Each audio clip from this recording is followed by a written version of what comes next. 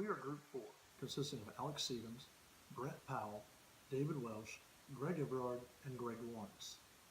My name is Greg Everard. We have chosen Celgene as our company to evaluate. In this report, you will learn more about the company Celgene and its history. We will also cover an environmental analysis of the pharmaceutical industry, followed by an analysis of Celgene. Being presented are specific opportunities and issues that Celgene is facing, specifically with Abraxane, which is a cancer-fighting drug. This report will present various alternative solutions to the issues that we will discuss and evaluate the viability of them. Based on our evaluation, we will present a solution to be implemented and explore how Celgene can accomplish it. Celgene was founded in 1986 as a global pharmaceutical manufacturer that is primarily focused on chemotherapy agents and cancer treatments. Since their inception, Celgene's primary focus has been around the patient and improving their lives. Everything they do is depicted through the phrase, passion for the patients. Their vision sums up the company as building a preeminent global biopharmaceutical company focused on the discovery, development, and commercialization of innovative therapies for patients with cancer, immune inflammatory, and other unmet medical needs. In 2012, Celgene was able to secure a patent on Abraxane, which had shown promising success in cancer patients through an acquisition of Abraxis Bioscience. This drug aligned perfectly with Celgene's mission to help improve the lives of patients around the world. Next, we'll take a look at the environment for pharmaceutical companies. Pharmaceutical companies have many obstacles to overcome, but the primary focus for most of them are the high costs of creating a new drug. From research and development to mass production to distribution, it's all costly and affects the bottom line. The amount of regulations on the industry from the FDA create a prolonged timeline that has to be carefully thought through in order to make a profit at the end of the day. When it comes to generics, companies are able to combat the low prices of generics by attaining patents. Patents are a great way to ensure the company who creates the drug receives the appropriate funding for doing the research, while also ensuring the industry doesn't become monopolized. Next, we'll take a look at competition. New firms enter the industry year after year. If we take Porter's 5 forces into consideration when looking at competition, our company has worked to decrease the effect of competition in their areas of interest by concentrating on niche markets. As for barriers, the constant evolution that is this industry is undeniable. One of the barriers we've already discussed is the high cost of creating a drug. The other factors to consider consist of what strategic group does a firm want to enter. The industry is sectioned into groups such as biological medicines, biotech, generics, etc., and then subgroups beyond that for research and development, clinical trials, and more. The industry is highly competitive and as a result makes it hard to enter the market. When it comes to suppliers and customers, small research firms are constantly making new discoveries across the entire spectrum of illnesses. These firms are the core growth factor and supplier of intellectual property in the pharma industry. Through government subsidies, the government becomes the main customer for most specialty drugs. Think chemotherapy and heart medication. When it comes to standard non-specialty medication, more spending is done by individuals and private health insurance agencies. This industry is highly impacted by governmental mandates. In the U.S., the Affordable Care Act is under fire with current political leadership, which can have positive and negative outcomes for the pharma industry. A plus to the act being abolished would mean more profits for big pharma companies as there would be significantly less tax laws. A con would be the removal of health care for many patients using their drug. It is to be determined if the reduction in tax will offset the reduction in sales. A new focus of the healthcare industry has been to be more patient-centric and values-based in its approach. This has focused on affordability of services, transparency in decision-making, and availability of information. The pharma industry is still struggling with matching the new direction, but there is hope that matching these same principles will remove some of the negative biases customers and governmental bodies have been directing towards the pharma industry. Outside of the US's social and governmental issues, the United Kingdom voted to leave the European Union in 2016 and created issues for the pharmaceutical industry on an international level. The exit will not take place until 2019, which will give the pharmaceutical industry some time to plan a response strategy. Not only are there generic issues that may arise from Brexit for pharmaceutical firms, such as the decreasing value of the pound and potential tariffs, there are also industry-specific issues such as the economic uncertainty that will come from Brexit and the funding of research and development. Abraxane was originally patented by Abraxas Bioscience for the treatment of metastatic breast cancer. In 2005, it was approved for distribution in the US, and in 2008, it was approved for distribution in the European Union. In 2010 is when Celgene acquired Abraxas Bioscience and their patent for Abraxane, and since then, the drug has improved. In 2012, it was approved for the treatment of non-small cell lung cancer. In 2013, it was approved for treatment of advanced pancreatic cancer. The distribution for the drug has grown and is now currently approved for distribution in Japan, Canada, Australia, Latin America, and most recently, Mexico and Brazil. Celgene's finances have continued to grow over the last decade. In 2017, they reported total revenue of $12.84 billion with an earning per share of 3.64.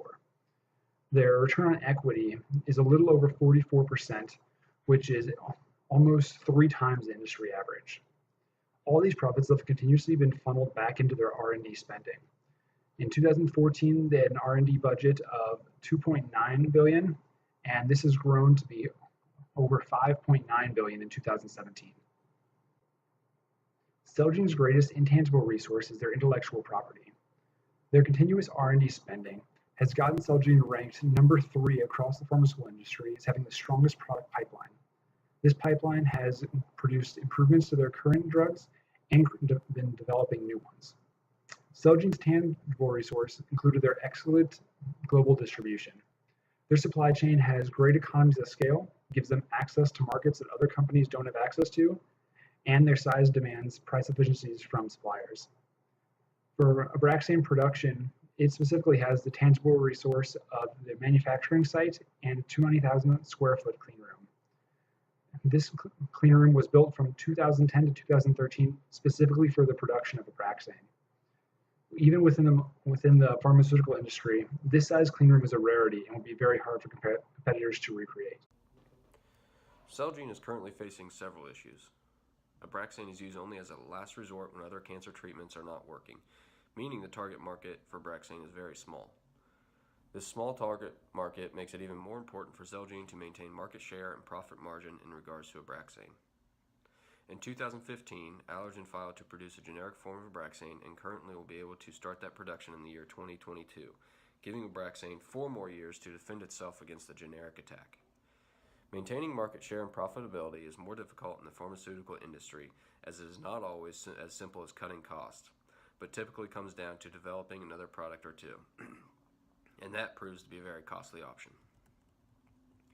Some alternative solutions that Celgene can utilize to maintain its grip with Abraxane are patent extension, product expansion, altered production costs, and brand marketing. With the patent extension, Celgene will either need to change the route of administration, combine the original medication with others to make the product more effective or to expand its areas of use, or the medication can be refined and reintroduced to the market in a substantially different way. Patent extensions can range from 392 days to 5 years. Moving on to product expansion, attempting to alter Abraxane in a way that will provide a patent extension may not work, but it could lead to another product that Celgene could market and sell.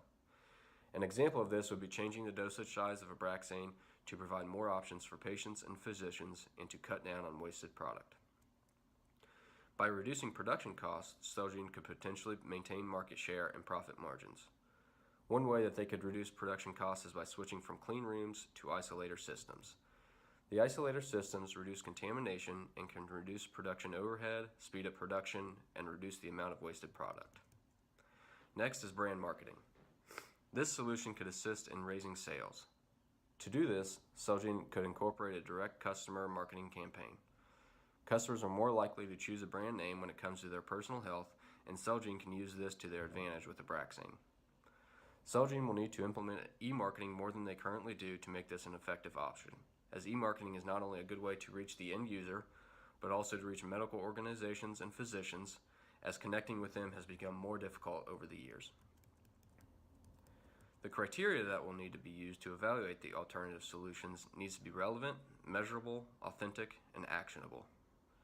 Metrics that Celgene will need to utilize are sales revenues, net profit margin, expenses, market share, and sales growth trends. They will also need to utilize important ratios such as return on equity and debt to equity ratio. In regards to a new marketing campaign, they would need to utilize user views, user engagement, and sales conversions to evaluate the campaign. Evaluating the alternatives, Celgene can look at this situation in either the long-term or short-term view. In the long term, they can continue to fund development and research to extend the patent of Arbaxane, or they can place the funds in other projects or even in their marketing strategy in areas such as e-marketing. With either choice, the company needs to work towards maintaining a competitive advantage. With the loss of Arbaxane, the company will experience decreased sales and revenue. Funding other projects is not a guarantee. In the last 30 years, Celgene has developed 7 blockbuster drugs. Only 4 have reached the sales of $1 billion a year. The continued production of Arbaxane, even in its revised form, will be less risky than hoping for success from a new drug. Celgene lives on research. Research in one area can improve in other areas.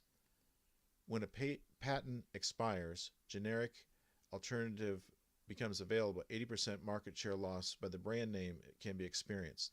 A SWOT analysis shows many strengths for Celgene, such as research, development, and diversification. It also shows weakness, particularly in marketing efforts. Interesting, there's only 1 MBA degree among all the board members. In assessing all the available information concerning Celgene and the expiration of Arbaxane patent, our group recommends the company choose to extend the patent. When a company decides to opt for extending a patent, there's very prescribed steps to take. First, the decision to make that extension application needs to be made well ahead of time because there's time constraints involved. Second, the company needs to initiate and expand its research. In this research, they can refine the medication, they can combine the medication with another component, or they can change the medication so it can be given through a different route. Fortunately for Celgene, research is one of its strengths. Getting leadership to approve more research funds is not difficult.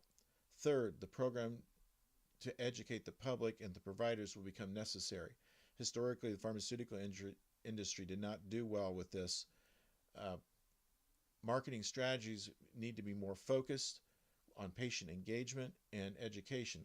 When patients and families receive that diagnosis of cancer, they want more information now. Celgene can help fill that void online.